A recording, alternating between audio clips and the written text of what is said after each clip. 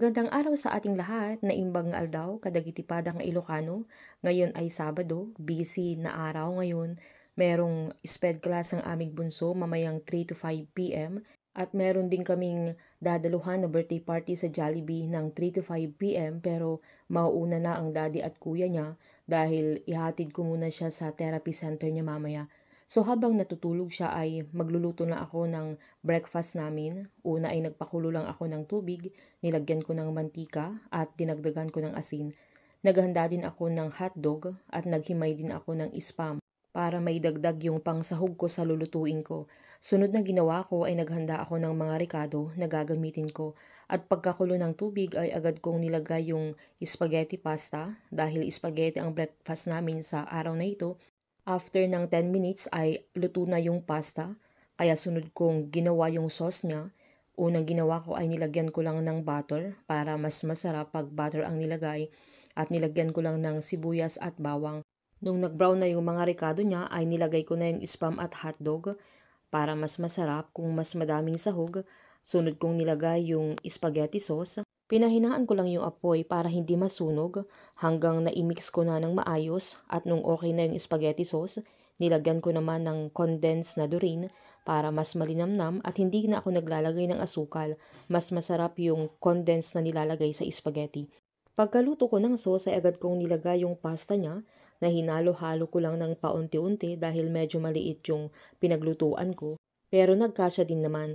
Pag ganito ang kinakain namin ay wala ng rice, sapat na ito na pang breakfast namin.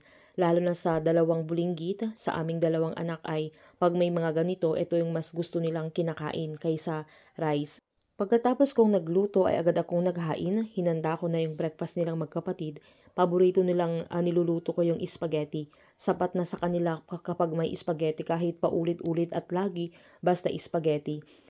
Magaling nang kumain si Zep na ang isang struggle ng isang mami na kapag autistic ang anak, mahirap silang pakainin. May mga batang autistic na hindi mo sila mapapakain ng rice, hindi mo sila mapapakain ng kahit anong pagkain. Ang gusto lang nilang i-intake ay gatas or mga liquid. Pero si Zep ay natuto din siya. Mahirap talaga kapag una hinahabol-habol ko, pinipilit-pilit ko para lang kumain siya. Pero worth it din lahat ng sakripisyo at pagod dahil noong gusto na niyang tumikim ng mga rice or iba't ibang pagkain, doon yung parang naibsan yung pagod at naibsan yung mga effort na kahit noong una ay hindi niya pinapansin kung ano yung niluluto ko, pero ngayon kapag kakain nalalapit na din siya sa mesa para kumain. So pagkatapos ko silang pinakain ay hinanda ko naman yung lunch namin. Merong nagbigay ng shrimp at pusit na member sa church galing ng Dinadjawan. Libre na naman ang pang-lunch at kung sa labas kakakain ng ganyan ay talagang mahal. Nang malinisan ko na yung pusit at shrimp ay agad kong niluto. Nilagyan ko lang ng butter. Nilagyan ko ng madaming luya, bawang at sibuyas para mas masarap kapag madaming ricado. Nung nag-brown na yung mga ricado niya ay agad kong nilagay yung shrimp. Ito muna yung unang nilagay ko dahil mas madaling maluto yung pusit. Nilagyan ko ng tomato sauce, pampalasa at para mas maganda yung texture or itsura niya. Dinagdagan ko din ng konting Sprite, pandagdag lasa niya. At nilagyan ko lang ng asin, hindi na ako naglagay ng magic sarap or betchin dahil may Sprite naman na yun na yung magpapatamis or magbabalance sa lasa niya. So hinalo-halo ko lang hanggang maluto at sunod na nilagay ko yung pusit na mas madali na lang naluto kaya ilang halo na lang ay naluto na. Nang nakapagluto na ako ng pang-lunch namin ay nagsimula na naman akong gumawa ng ibang gawaing bahay dahil maaga pa ay kakain kami maya-maya. Pagkatapos kong nagluto ay agad akong naglinis sa CR. Every Saturday ay naglalagay ako ng towel sa mga wall ng paliguan namin dahil nagbabakat yung mga talsik-talsik ng tubig at ang pangit tignan or parang napakaduming tignan. Kaya every Saturday ay naglalagay ako ng towel, binababadan ko na gumagamit ako ng face mask dahil masyadong matapang yung panglinis sa CR kapag ganyan, nakakahilo din kapag nasobrahan. So lahat ng mga pader niya, lahat ng wall ay talagang binabrush ko para malinis tignan. Sunod namang ginawa ko at nilinisan ko ay yung floor niya. Ito ang matrabaho din kasi yung nilagay kong mat na para protection sa aming bunso lalo na hindi pa siya aware sa mga ganyang bagay ay baka madulas, so naglalagay ako ng ganyan. Pero mas doble lang yung trabaho dahil kailangan mong linisan palagi Dahil kapag hindi nilinisan yan ay babaho at iitim maging yung tiles niya, kaya magiging pangit din yung itsura. Kaya lagi kong nililinisan. Gabi pa lang ay naglinis na ako ng CR namin dahil alam kong madami akong gagawin sa araw na ito. Naglalagay ako ng ganyang pampabango, yung flower para mabango lagi sa loob ng CR. Pero mura lang yan. Sabi ko nga hindi matapos-tapos ang gawain, lalo na sa tayong mga mami na talagang full-time sa bahay, lahat nakikita natin. At kapag may mga pagkakataon talaga, inuuna nating tapusin yung mga gawain natin. Dito ako gumagawa ng mga sermons ko. Ang tawag ng aming panganay dito ay working area. Kaya alam na niya kapag may kukunin siya, kung sasabihin kong nasa working area ko or nasa working table ko, dito siya pumupunta. Pagkatapos kong nagpunas ay niligpit ko naman yung mga plastic or yung mga supot, mga paper bag na iniipon ko.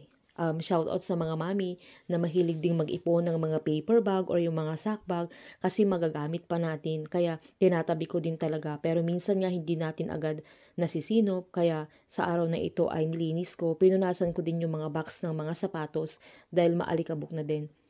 Sunod kong pinunasan ay yung mga Durabox namin.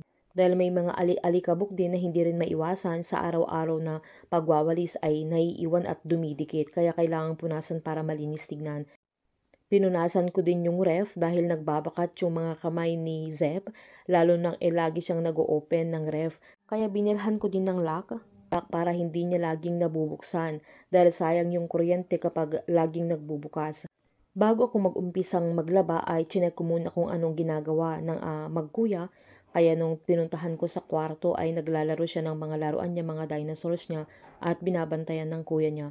So, dahil hindi ko na din maharap at sa dami ng ginagawa ko, naglinis yung asawa ko sa kwarto at siya din ang nagmap sa salas at saka sa mga 3 kwarto siya na ang naglinis dahil alam niyang hindi ko lahat matatapos. Nung maganda pa ang mood ng aming bunso ay agad akong nag-hand wash sa mga uniform at mga stretchable na damit namin. Busy din ang aking asawa na naglilinis sa inuman ng kanyang mga alaga. Madami siyang alagang pato, bingala at mga manok. Madami din siyang tanim dyan sa likod.